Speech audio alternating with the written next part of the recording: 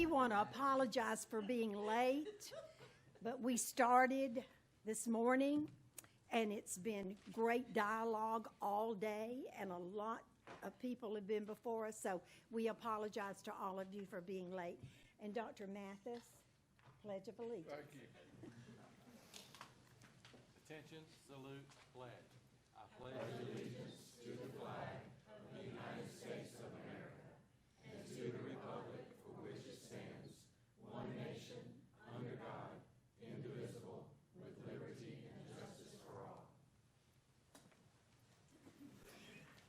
We were talking about the second Monday in this week because we've all been off on a three-week vacation. So everybody's getting started and going strong. At this time, if there is no objection to approving the minutes as presented of our August 5th meeting, the minutes are approved by unanimous consent. If there is no objection to approving the agenda as presenting, hearing none, the agenda is approved by unanimous consent. Again, I want to welcome all of our visitors today, those that are here to present before us and those are here just for interest in our special guest, our organizations. Is there any press here with us today?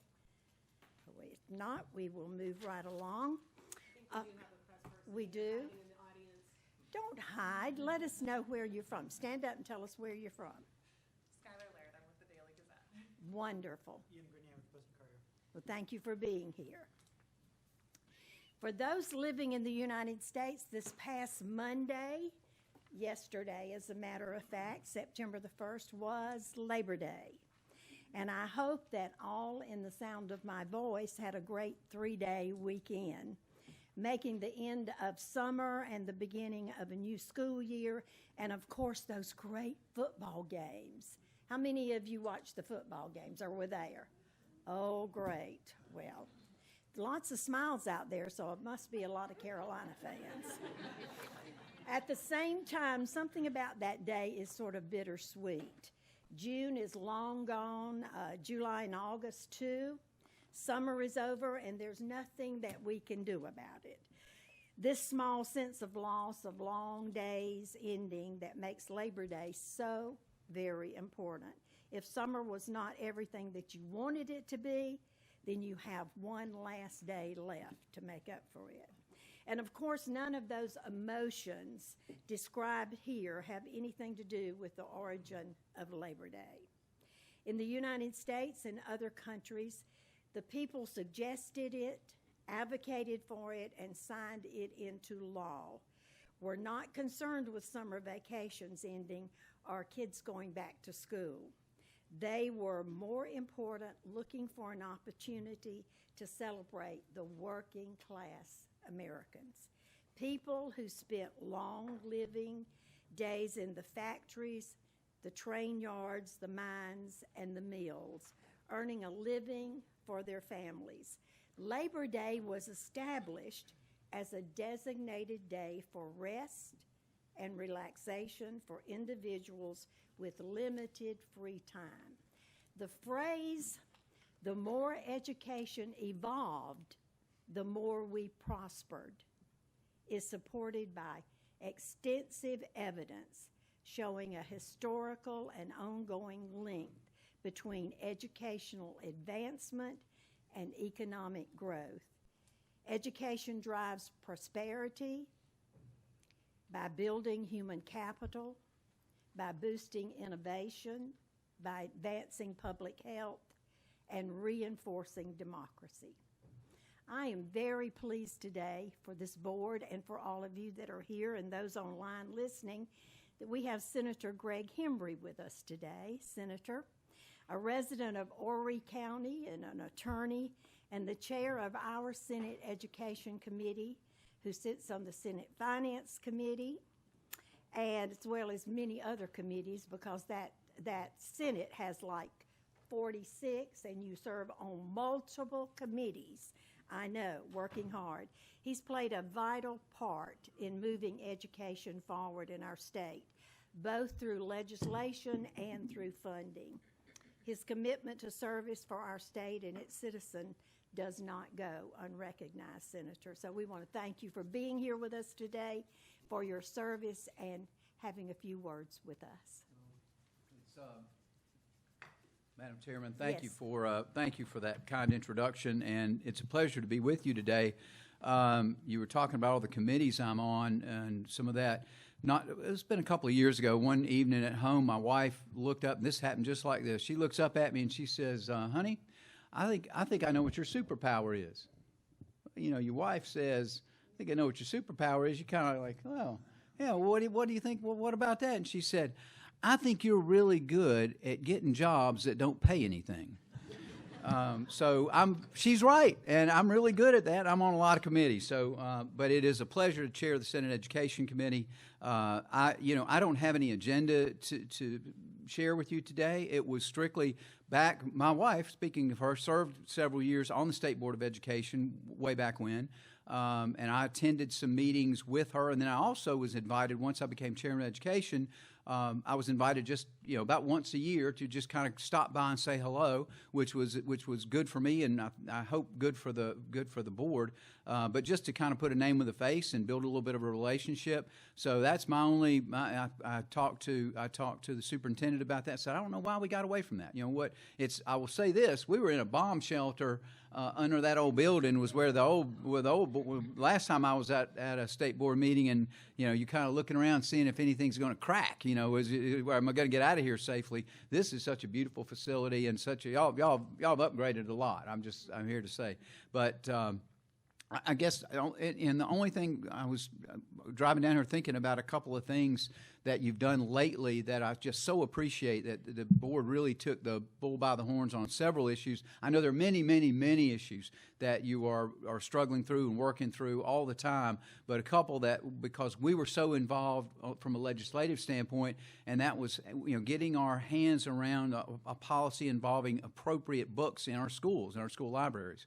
And I mean, that was a very difficult issue, and it really stirred up a lot of emotions with a lot of people.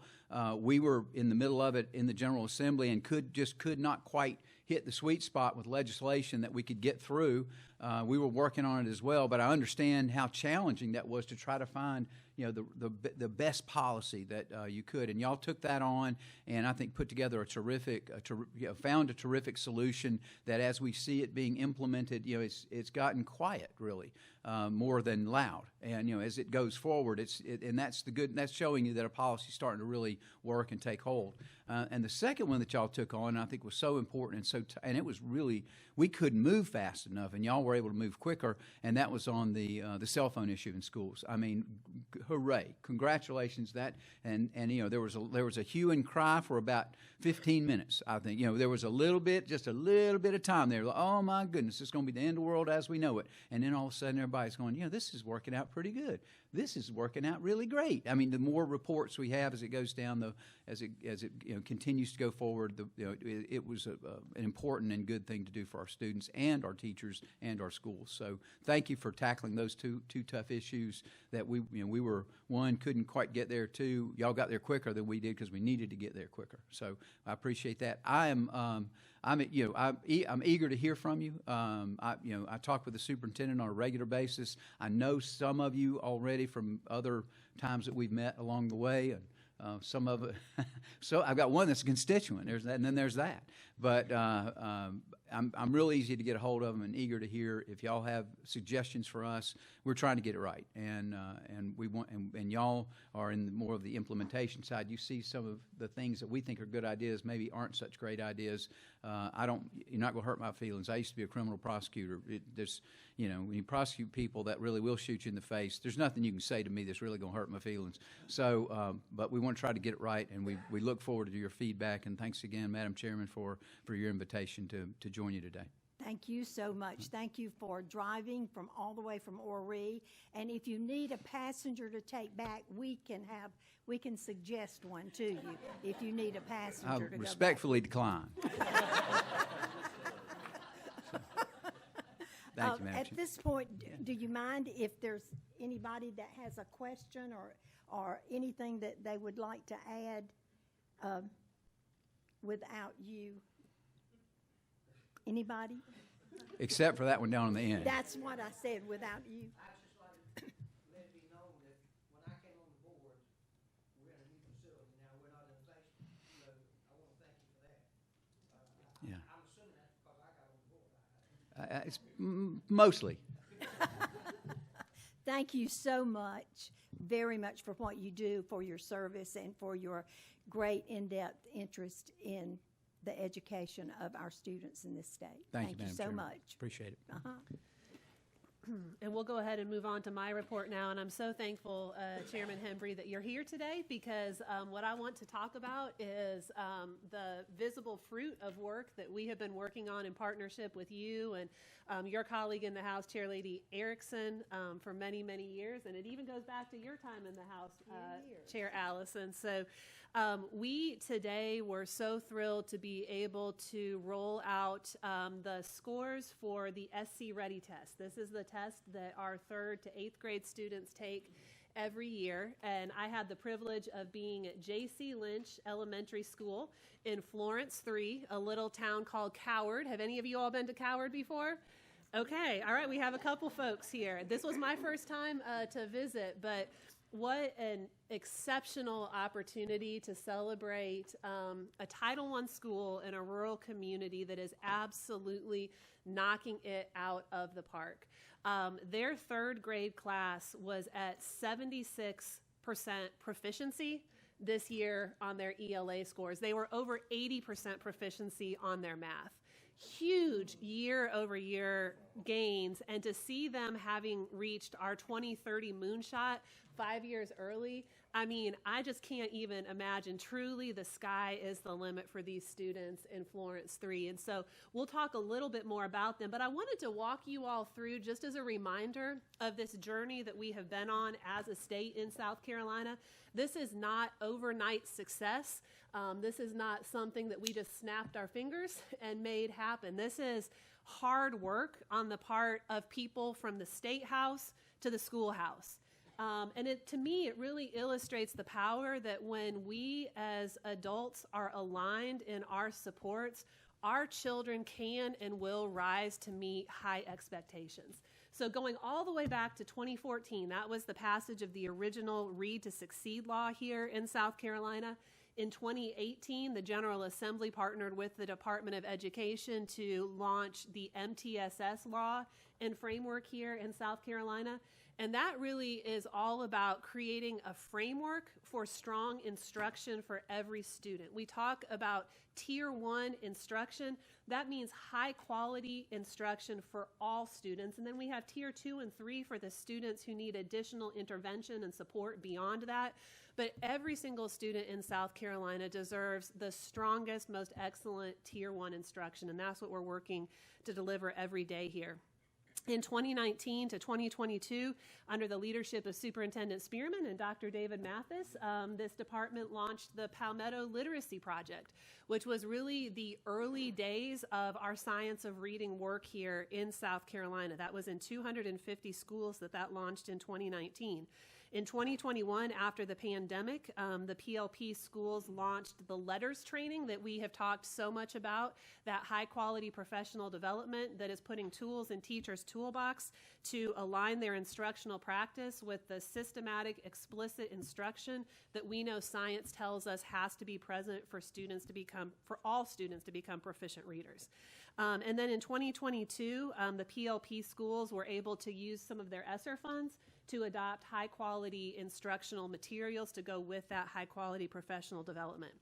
In 2022 and 23, this department and the education oversight was hard at work with our teachers out on the front lines to develop new college and career-ready ELA standards. These standards have been simplified, streamlined, and made much more coherent to align with that science of reading. And so those were adopted by both the Education Oversight Committee and this state board. I believe it was January of 23 that this board adopted those standards. And so then there goes into a whole lot of work to unpack those standards and roll them out to educators in the field. So that is what the department has been doing since you adopted that in 2023. In 2020, well, also early 2023, my first budget request to the General Assembly was to take the very promising work that we saw in our Palmetto Literacy Project schools around the letters training and scale that statewide for every K-3 teacher. And so the General Assembly stepped up to the plate, $39 million invested in ensuring every single one of our K-3 teachers has those tools in their toolbox. And we are now on the tail end of that initial implementation. We have about 10,000 teachers who will finish the second year of that letters journey this year. And so every K-3 teacher in our state will be equipped with those foundational skills. In 2024, we partnered with Chairman Hembry and Chairlady Erickson in the passage of the rebooted Read to Succeed 2.0 law. That again further clarified and aligned that law with emerging best practices around the science of reading. It strengthened our retention gateway, and it also gave us the opportunity to ensure that when our students leave a college of higher education, that they are coming into the classroom prepared with the science of reading skills that they need, and so we are not having to retrain them to teach reading once they get into a South Carolina classroom. During that same time period, 23 to 24, the General Assembly not only funded the letters training, but there also was full funding for the adoption and implementation of high-quality instructional materials statewide for ELA, and that was no insignificant investment. I believe, Senator, it might have been about $200 million that the state invested, and those are the ELA materials that we'll be using here in South Carolina for the next 10 years. So a critical investment for our state. And then again in 2026, that is when that gateway is going to kick in for our education preparation programs. Our new graduates are going to have to be able to pass a science of reading aligned praxis to become certified to teach here in the state of South Carolina. So we've been proud and happy to partner with our EPPs to make sure that that is rolled out well. I'm not going to talk you through all of these slides, but again, this is just to give you a sense of the layer of complexity and the deep timeline and planning that goes into what we're about to talk about today. This is the standards revision process, and so our core standards like ELA are up for revision every 7 years, and so this is a very deliberative multi-year process that kicks off with the Education Oversight Committee reviewing the existing standards. We have panels of local teacher experts from here in South Carolina. We have panels of national experts that are looking at the standards and making suggestions. That all is cohered into a writing process here at the Department of Education that then takes those new revised standards back to the EOC and to you all as the State Board of Education. So this is a multi-year process that has a lot of stakeholder feedback. And that's how we arrived at those new, more coherent and aligned standards that really are the foundation of everything that we're doing here in early reading and literacy in the state of South Carolina. This is just a look at the timeline for the development of the assessment that goes with those new standards. Whenever we have new standards, there is a new assessment. And so this is the process that, again, involves multiple checkpoints with panels of trained South Carolina educators who are helping to develop and implement the assessment. And it's also, this process is overseen by a panel of national experts. For those of you who aren't math people, we call them psychometricians. So it's not a curse word, it's actually a job. So those psychometricians actually oversee the whole process to ensure that we are meeting best practices for testing nationally and that we are aligning rigor and making sure that we're not watering down our test. Because again, we know that our students, when we set high expectations, can achieve. So that's just a look at the assessment timeline overview. Now the fun part, let's look at the actual results. So these are the 23-24 combined scores for 3rd to 8th grade on SC Ready from last year and this year. You see we had an almost 4% decrease in that lowest category of does not meet. And we had an over 6-point increase in students who are on grade level proficiency. And I just want to celebrate the incredible hard work of our teachers who made this happen. And of course, our incredibly smart students who, again, when we align high expectations with high support, they succeed. This is just breaking out that by grade level so that you can see each grade level. What I'd call your attention to here is that we saw the greatest gains in 3rd grade and 4th grade. And that is exactly what we would expect to see because of the massive investment of time and energy and effort that I just laid out that we have made in early literacy. We are confident that over time, as we see that third grade cohort of students matriculate through higher grades, that we're going to continue to see those higher grades improve as well. And what's so exciting about this is that this is really kind of the canary in the coal mine year, because the kindergartners who would have first started in those Palmetto Literacy Project classrooms won't be tested as third graders until this school year. And so this is really an early indicator that we are making significant progress as a state. The other thing that I would call your attention to just in terms of rigor is that you'll see there is a slight decrease across every grade in that highest performance level of exceeds. And that's because, again, as a department, we believe in continuously raising the bar on rigor. And so that was something that we really pushed our test development experts on, is that we want to make sure that our students, when they take these tests in South Carolina, know that they are going to be competitive in the not just national economy, but the global economy when they leave a South Carolina school. We saw really encouraging growth as well for some of our most vulnerable populations, our pupils in poverty. Huge gains there, again, kind of front-loaded in those early grades, but so encouraging to see. And I'll talk a little bit more about J.C. Lynch in just a minute. But we also saw incredible gains for our special needs students. And this is one of the, I think, real promises of the science of reading, is that science tells us that when students are taught to read using the science of reading, that up to 95% of students can become proficient readers. And of course, that includes our special education students. It may take them a little bit longer to master that content, but they deserve the same access to high quality teaching and instructional materials as the rest of our students do. And so I'm really encouraged to see that we continue to see that gain over time. I will not read these slides to you, but I'll be happy to provide you this deck. This just shows really those three key words that we talk about here at the department: clarity, alignment, and coherence. And so we created clarity in the standards, narrower, more developmentally appropriate in scope, really harnessing feedback of our teachers in that development. We talked about clarity of assessment. Are we measuring the standards that we have told our teachers we expect our students to know? Assessment is not about hiding the ball. It's not about confusing students or teachers. It's about actually accurately measuring, do students know what we have said we want them to know? Clarity in the standards-aligned professional development and resources. So that's letters training and so many other things that our team here at the department has done to help teachers unpack those standards and actually apply them in their classroom instruction. Talk about alignment, state investment, funding the letters training, funding the reading coaches, funding the high-quality instructional materials, and then funding our multi-tiered systems of support and the interventions that are required in order for that framework to be successful. And then coherence. It's putting all of those pieces together into a puzzle that fits together and shows the complete picture. So coherence between our curriculum, our instruction, and our assessment.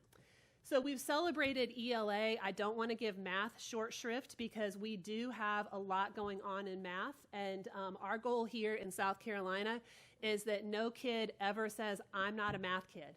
We want every child in South Carolina to say, "I'm a math kid." And at J.C. Lynch today, when I said that, a little girl raised her hand and she goes, "I'm a math kid."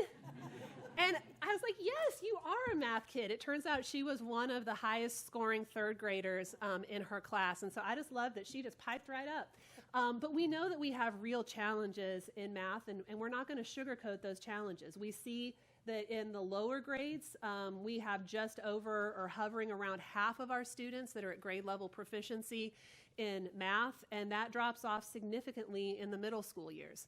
And this is something that we're going to put a lot of time and energy and effort into addressing. We did see overall a 2% growth in proficiency year over year from last year. So I do want to celebrate that progress, but we know that we have a lot more to do. And that's really what our Palmetto Math Project is all about. We're taking that same successful formula that we have implemented in reading and deploying that to support math outcomes. So it's the high quality instructional materials, which the General Assembly has fully funded. Those support the high quality standards that you all adopted as a body about a year and a half ago.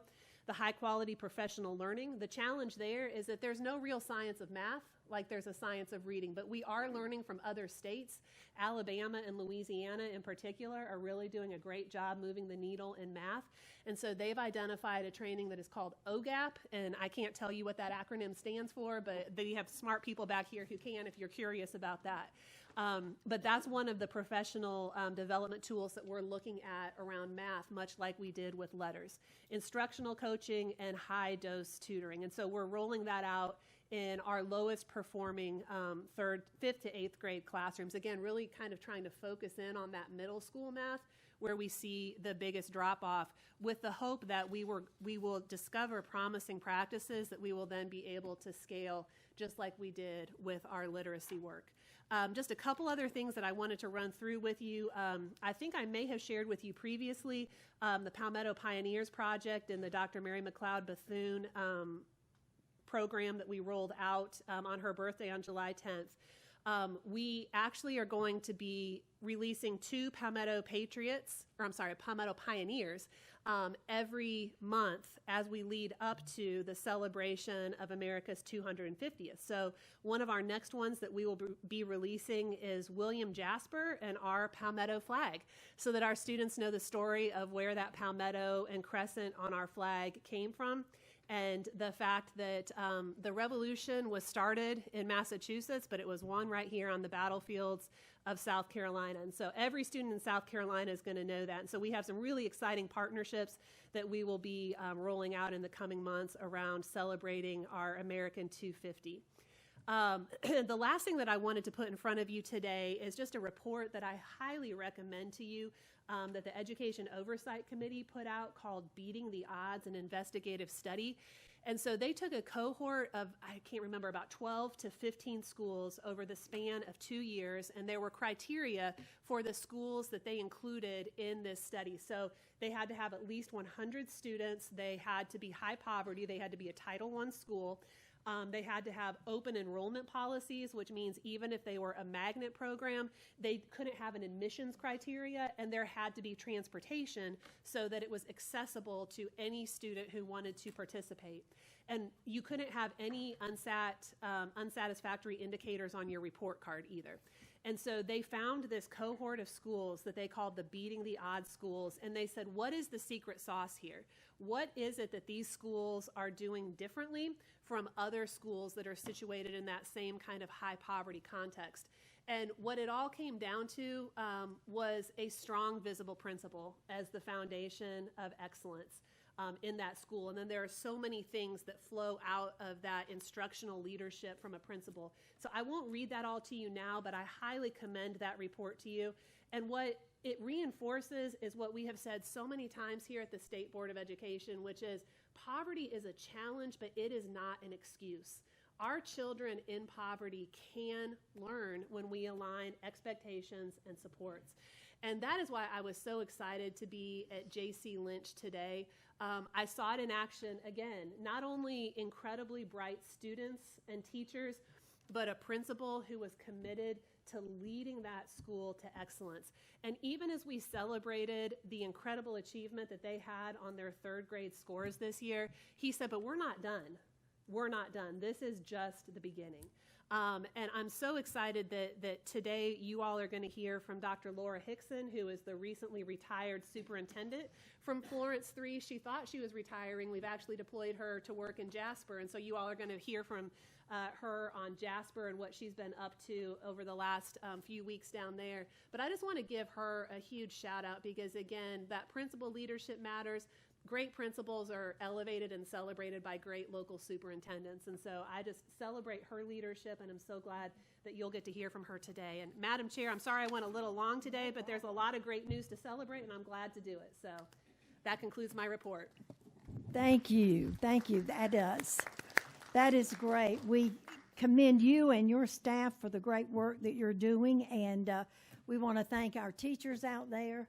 And we want to thank those students who have latched on to the good learning process that's going on in the state of South Carolina. And that was a great report, and that is to hear. Thank you so much.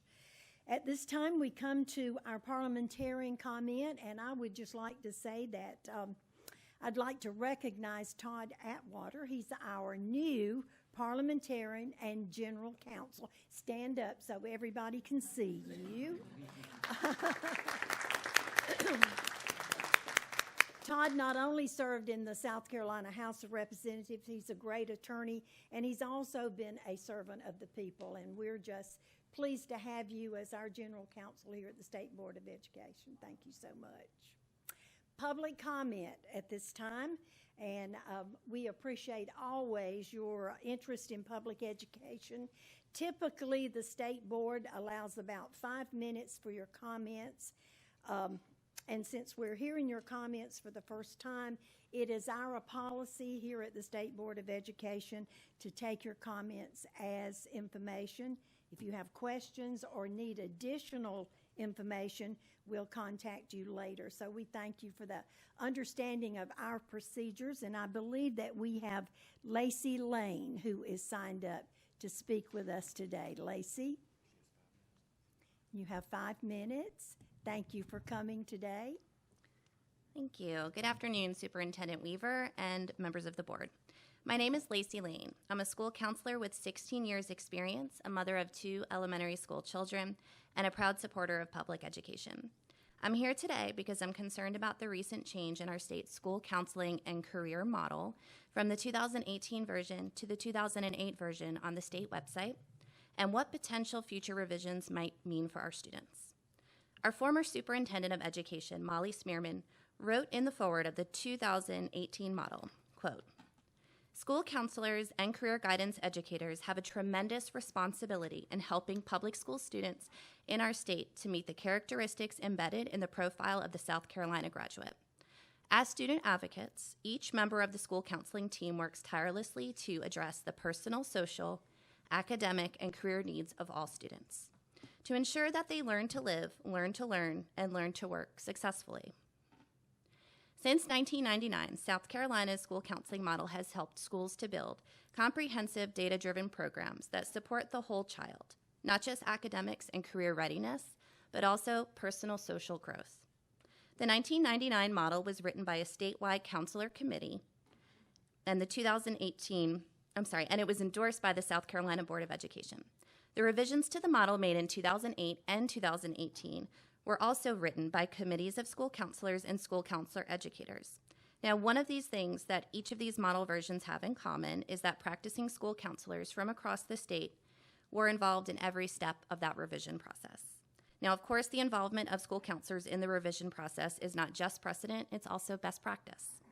Every day, school counselors across South Carolina support students who are struggling, whether it's with anxiety, grief and loss, bullying, family challenges, and more. We are the ones that students reach out to when their problems and feelings grow so big that they can't focus on learning. We're often the first to notice when a student is in crisis, and we are the professionals in the school building who are uniquely qualified to help them or to connect them with the help that they need. Without comprehensive school counseling programs, countless students would fall through the cracks. Sometimes we're the difference between a student finding hope or giving up entirely. Beyond crisis support, we're proactive in helping students build resilience, develop problem-solving skills, learn how to work collaboratively, the very skills that employers value the most. Our role is not just to prepare students to graduate, but to thrive in college, careers, and life. That's why I'm concerned when I hear talk about rewriting the model to focus narrowly on career readiness. Preparing students for futures must include personal and social skills, such as helping them manage emotions, solve problems, and work effectively with others, because no student can focus on their future if they're struggling to survive in the present. Our students deserve policies built on research, evidence, and outcomes. If revisions are moving forward, I urge you to do the following. Involve practicing school counselors and counselor educators in every stage of the process, just as was done with previous revisions. Maintain a comprehensive model that supports academic, career, and personal social development. Make decisions based on data and broadly accepted school counseling best practices. As both a school counselor and as a mother, I want my children and every child in South Carolina to have access to schools where their full needs are supported. So please do continue to keep students at the center of this work. Thank you. Thank you, Ms. Lane. Thank you for coming before us today, and thank you for your words. We move now to our State Board of Education committees, beginning with the Policy and Legislative Committee. The Policy and Legislation Committee met and heard 2 items for approval and 1 item for information. There was a little confusion during our meeting today on our presentation. So there is one was for approval to be placed on the consent calendar, which has been done. That was a waiver. And 1 item to be considered by the full board, which is a proposed amendment to the State Board of Education regulations. That is being presented to the full. Is Mika here? There she is. Mika presented to P&L, and that is a proposed amendment to our State Board of Education regulations. Mika. Good afternoon. The proposed update to the charter school regulation is focused on reorganizing the regulation. Currently, in Article 26, for charter schools, there's just 1 regulation that's quite spanning, and that we think has an adverse impact on transparency and just understanding charter school regulation. What we are recommending is updating it to reorganize and break the larger regulation into smaller regulations. So this literally just reorganizes a large spanning regulation and allows it to be broken down into smaller ones that are grouped by sections that are tightly relevant to one another. And so with the update, we would structure things so that it will be easier for the public to understand the individual policy sections. The update will not change any wording. The only changes would be to allow headings that will make it clear what's covered in each regulation and in each section within the regulation. And so that's the matter before the board, approving a change that is not a substantive change to the charter school regulation, just organizing it for better clarity and also in anticipation of any statutory updates that come forward to make it easier for the board to incorporate updates in policy into the article that addresses charter schools. Very good. This report stands as a motion made from the committee. It does not require a second. Is there any discussion? If not, all those in favor say aye. Any opposed likewise? Motion carries. On to Education Professions Committee report. Dr. Johnson.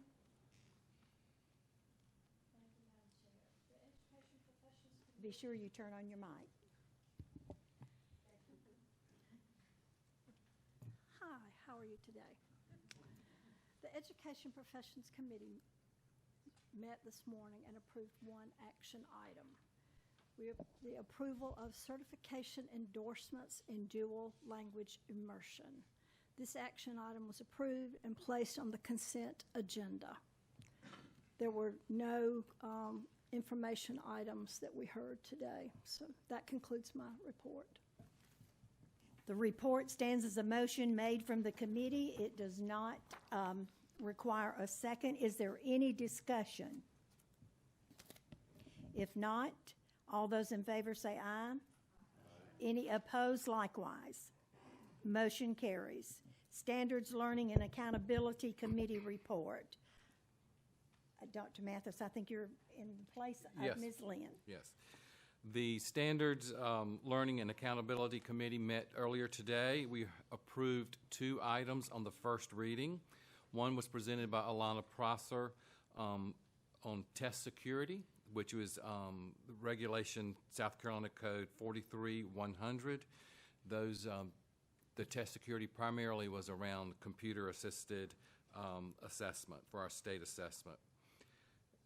The second item that the committee approved on first reading was presented by Roger Simpson, And this was the approval of the South Carolina College and Career Ready Visual and Performing Arts Standards. So both of those were approved on first reading, and we will hear final reading at our next month of the second reading. And that's our report. Thank you, Dr. Mathis. The report stands as a motion made from the committee. It does not require a second. Is there any discussion? If not, all those in favor say aye. Aye. Any opposed likewise? Motion carries. Instructional Material Review Committee report. Very good. Okay, Educator Licensure Committee report. I recognize Ms. Kriminger. Thank you, Chair Allison. The Educator Licensure Committee heard 6 cases today. We approved 1 initial certification and approved 5 suspensions. These matters were ratified by the full board. And a special thank you to Mr. Gunter, who is still playing solo, and Ms. Berg for our initial, for all the preparation that you put into our cases. Thank you. That is my report. Additionally, the full board ratified all actions by the ELC committee.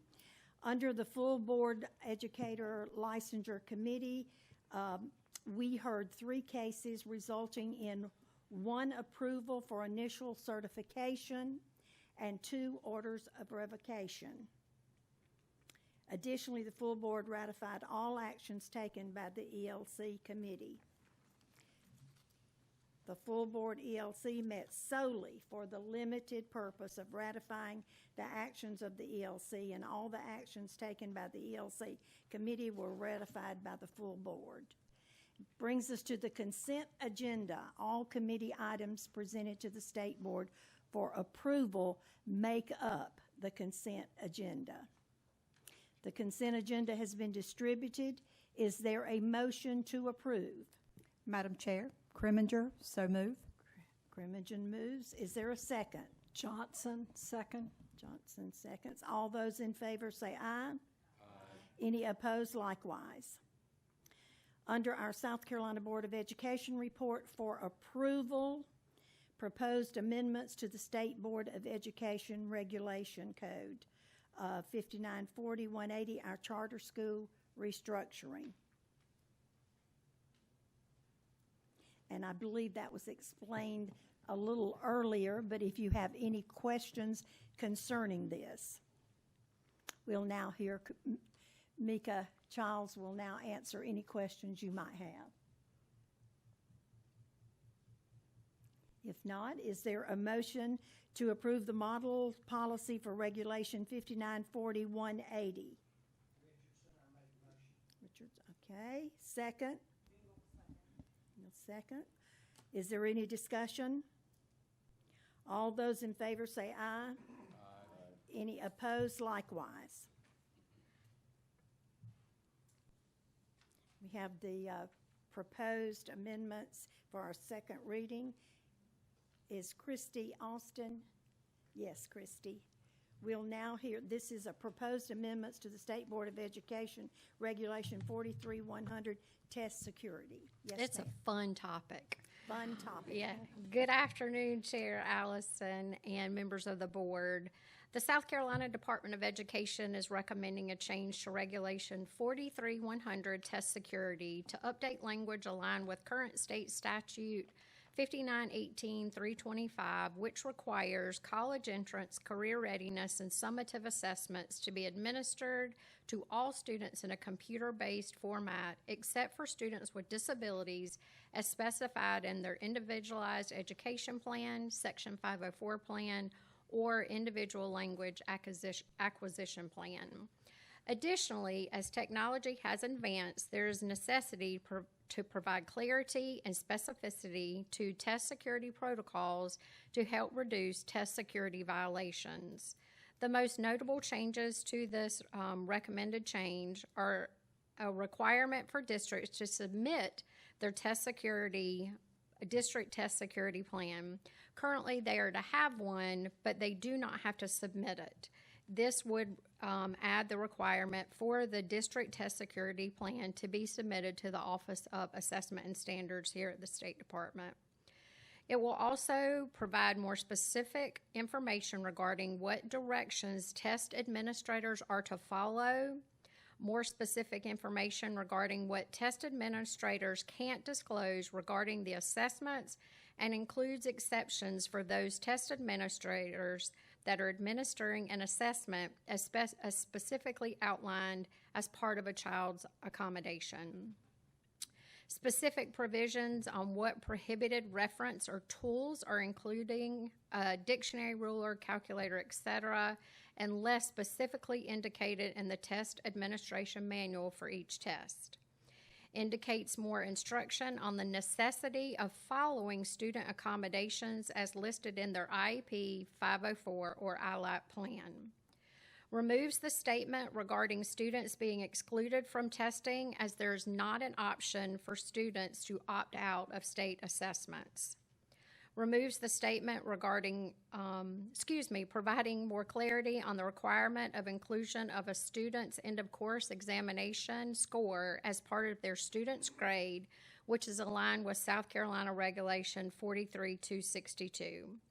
And lastly, includes that using an electronic device to photograph, post, retain, or share information or images of an online or paper test is a test security violation, and students will be subject to disciplinary action according to the district's test security plan. The South Carolina Department of Education recommends these changes to 43100 test security to update language to align with state statute, revise language to include directions for computer-based formats, revises portions to provide specificity, and clarifies requirements for maintaining test security of statewide assessment programs. A question was asked in subcommittee this morning regarding waivers that I did want to address. Third and fourth grade students, there can be a waiver request for a paper pencil for the writing assessment, but there is also a process that districts can request a waiver from online testing if they show that there are technology issues in the district. That memo to have districts make those requests went out a couple of months ago. They have been received and reviewed and were submitted today for the board packet to be approved next month. So we'll submit any districts that have shown cause that we might need to provide a waiver, but the test security regulations still apply. Are there any other questions? I have one question, Dr. Sure. Austin. Did I understand correctly, there is no consideration for any opt-out of the testing? No, in statute and regulation, it says that all students must be assessed in South Carolina. Okay. Any other questions? None. Do I have a motion to accept Regulation 43-100? Madam Chair, I make the motion that we accept the amendments to 43-100 on the first reading. Thank you. Is there a second? Seconds. Any further discussion? If not, all those in favor say aye. Aye. Any opposed, likewise. Thank you. And now for information, we have some academic updates. Dr. Abby Dugans. She's our Deputy Superintendent and Chief Academic Officer. Welcome. Thank you. Thank you, Chair Lady Allison and members of the board. I just want to start by echoing what you heard Superintendent share about our school visit this morning. It was such a joyful and hopeful school visit, and I think just the perfect example of what can happen when students are supported by teachers, who are supported by really strong principals, who are supported by great soups, and board members and parents, and it was just a great celebration of learning. And I felt more motivated than ever to ensure that all of our students take up that battle cry that we heard from young Allie this morning, that I am a math kid. And so you heard in the superintendent's report all of the work that we've done in the literacy, and we're getting into the math space, and it's really exciting. In just the past couple of weeks, we've released to our school and district leaders some information that we're rolling out around some of the supports that we are going to begin with the math work. And again, if we can just find the way to build into our teachers' toolboxes, enhance what they already know about math instruction, and take it to the next level, we know that we will start seeing the same results in that math space. So we're really excited. The math work really focusing in that upper elementary and middle school space. You saw those areas in the statistics that we're showing, where middle school math is really an area where we have got to strengthen our student knowledge and our teacher knowledge. Some of the work that we're doing is going to focus on supporting our teachers in their transition to the new math standards. We know the math standards look very different in really good ways, right? That clarity, that alignment, that coherence. But we've also changed some course progression, some ordering, and we have to support our teachers in those shifts. So especially in our high school space, we're deploying some online modules for teachers where they can start to see how, by putting geometry before algebra, but not the same old geometry, the geometry that builds in that strong foundation, concrete concepts before we move to the more abstract algebra, we can really turn the tide for our students. So we're really excited about that math work that's happening in that space. On last Monday, in anticipation of the release of the SC Ready scores, we did host a webinar for our superintendents and our PIOs and our chief academic officers. And really our purpose there was to share much of what Superintendent Weaver shared with you today. We really wanted to model for our district leaders how to talk about the data and how to tell that story. We know if we don't tell the stories of our schools and our districts, someone will tell them for us. And so being able to support our districts in that conversation was really helpful. And again, we focused on those themes that you heard Superintendent speak of today: clarity, alignment, coherence. And that's something that we're really focused on here at the state agency in all that we do, all that we roll out to our districts. The last thing I want to share before I turn it over to the real star of the show is some work in our virtual SC space. We are really excited that our Office of Virtual Education has gone through a pretty stringent accreditation process and has become just the 4th state in the nation to earn this national accreditation. And so we really want to celebrate that work in the virtual education space. So now I want to just turn our focus to what you have heard us talk about as our HOPE network, our schools that we are supporting in really intentional ways, and that we are providing technical assistance, we are supporting our schools and seeing incredible growth. Dr. Laura Hickson is here with us today. Laura was the superintendent in Florence 3, where we visited this morning, and she is with us here at the State Department, and she came in to help with our Leadership Accelerator work, but we quickly deployed her to help support the work in Jasper. And so in both Jasper and Marlborough County, we are providing really intentional technical assistance in that operation and financial state. And so Dr. Hickson is here today, and we'll just provide an overview of some of the incredible work she's doing, engaging those community members, engaging those school and district leaders. And so Dr. Hickson, if you would please join me at the podium for an update.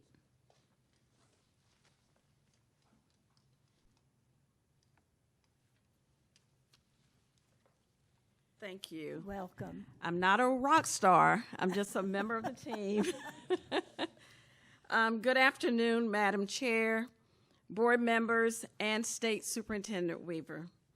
I am excited it's an exciting time in Jasper County, and I am truly having great days in Jasper County, and I'm honored to share the progress we're making with the schools, the students, families, the staff, and the community. I, along with the Jasper County School District family, have committed ourselves to focusing on 3 big rocks, 3 priorities. The first priority is safety. We are ensuring that students are being taught in safe spaces and that our teachers are teaching and safe spaces. We are creating safe and supportive spaces where rigorous instruction and high expectations set the stage for student success. Our second rock is quality, exceptional education. We want to ensure that every student receive an exceptional education, which is part of the State Department's strategic plan, those of you who have seen that. Every scholar in Jasper County deserves access to meaningful learning experiences and those experiences that prepare them for the next level of success. And then the third rock is restoring trust across the district and communities. We want to demonstrate in the finances, our actions, that if we implement consistent systems, processes, and procedures that strengthens the relationships and build confidence across the district, that we will begin to see and develop that trust that our students need in Jasper County. To date, I have made it a priority to be visible, approachable, and engaged. I've attended local churches, visited schools and classrooms, participated in community-sponsored meetings. I sat with principals, alumni groups, ministers, law enforcement officials, and contract service vendors to discuss not only our priorities, but also our shared responsibility for ensuring the success of Jasper County students. Equally important, we've invited parents, city and town council, mayors, ministers, business owners, legislators, and most of all, our students to the table. Together, we launched strategic planning stakeholder workshops. We've already held 2 workshops, one in the Hardeeville area and the second in the Ridgeland area. Beginning this month, these sessions will continue monthly. It will be held the 4th Monday of every month.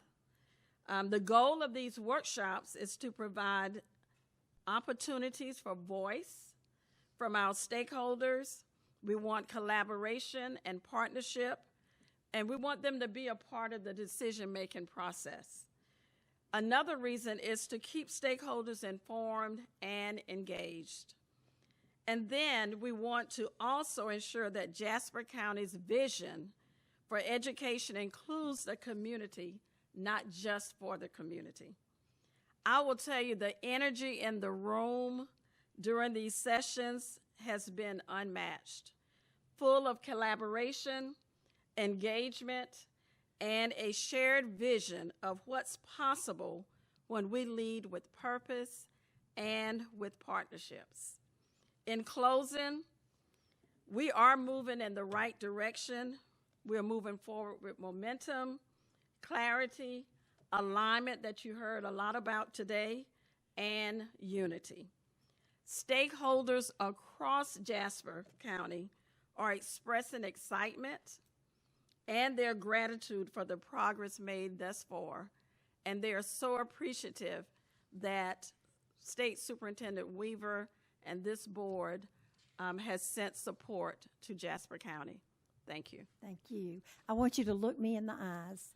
Thank you for the work that you're doing. Thank you for your heart and your soul and your hard work. Thank you very much. You're welcome.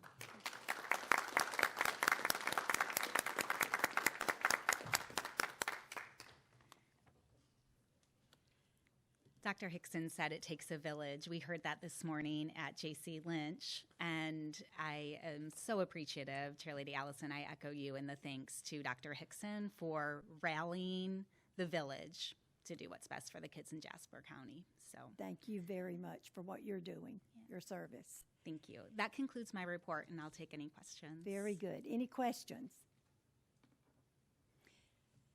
Such a thorough report and an uplifting report. Thank you very much. Thank you. Want to direct your attention back to Standards, Learning, and Accountability Committee. We have one other item under there that we need to address today. South Carolina College and Career Ready Visual and Performing Arts Proficiency Standards. This was the first reading. Is Roger Simpson here? Roger is our Education Associate, Office of Assessment and Standards. Yes, sir. Thank you very much.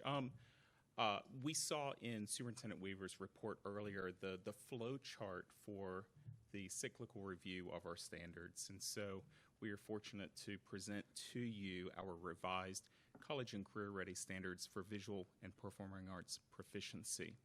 We started with a firm foundation, a great set of standards already. South Carolina has been a leader in arts education in our country. And so we started with a firm foundation. We were able to identify some areas that we could build on, and we really ended up with a document that is very, very usable and approachable for our teachers, our students, and all those who engage in our standards. So we bring this to you for approval. Thank you, Mr. Simpson. Any questions of Mr. Simpson? If not, do I hear a motion that we move forward on first reading?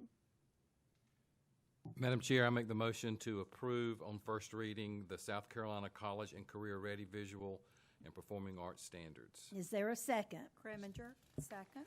All those in favor say aye. Aye. Any opposed likewise?